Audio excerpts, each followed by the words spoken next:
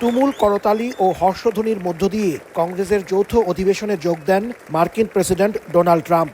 দ্বিতীয়বারের মতো ক্ষমতা গ্রহণের পর কংগ্রেসে এটি ট্রাম্পের প্রথম ভাষণ। শুরুতেই তিনি যুক্তরাষ্ট্রের জনগণকে ধন্যবাদ জানান, বলেন যুক্তরাষ্ট্র আবার তার আগের অবস্থানে ফিরে এসেছে।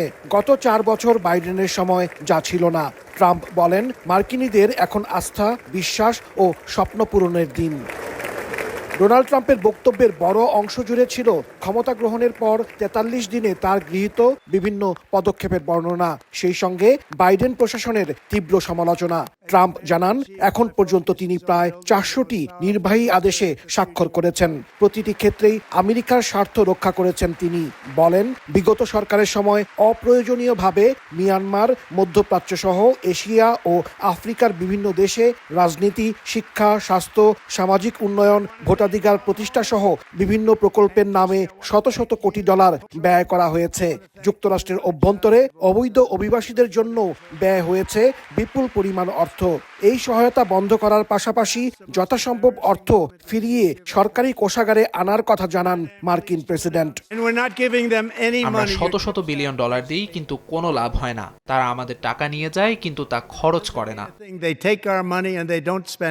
ডোনাল্ড ট্রাম্পের বিভিন্ন পদক্ষেপে বিশ্বব্যাপী বাণিজ্য যুদ্ধের আগুন জ্বলে উঠেছে। ট্রাম্পের ভাষণের একই দিনে মার্কিন পণ্যের উপর প্রতিশোধমূলক শুল্ক আরোপ করেছে চীন ও কানাডা। মেক্সিকো জানিয়েছে রোববার তারাও শুল্ক আরোপ করবে। প্রতিবেশী কানাডা ও মেক্সিকোর সঙ্গে সম্পর্ক জোরদারের কথা জানিয়ে ট্রাম্প শর্ত দিয়ে বলেন দেশ দুটিকেও মাদক পাচার রোধ সহ সীমান্ত সুরক্ষায় আরও কার্যকর ভূমিকা নিতে হবে। ট্রাম্প বলেন পানামা খাল পুনরুদ্ধারে ইতিমধ্যে কাজ শুরু হয়েছে এবং গ্রিনল্যান্ডকেও যে কোনো উপায়ে আয়ত্তে আনতে হবে।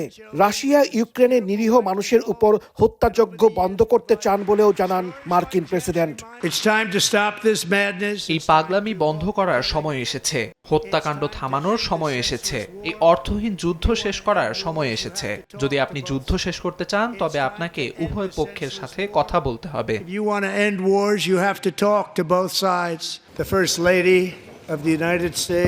এর আগে কংগ্রেসের নিম্নকক্ষ প্রতিনিধি পরিষদের স্পিকার মাইক জনসনের সভাপতিত্বে যৌথ অধিবেশন শুরু হয়। এ সময় সঙ্গে ছিলেন ভাইস প্রেসিডেন্ট জেডি ভ্যান্স।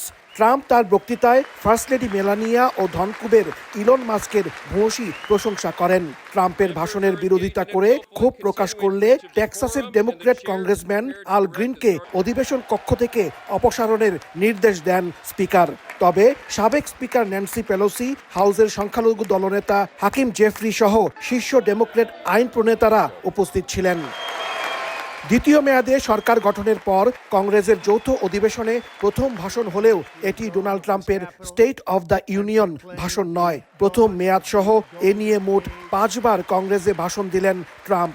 এমন এক সময় ট্রাম্প এই ভাষণ দিলেন যখন বিশ্বব্যাপী বাণিজ্য যুদ্ধ শুরু করেছেন এবং ইউক্রেনে সহায়তা বন্ধ করে দিয়েছেন।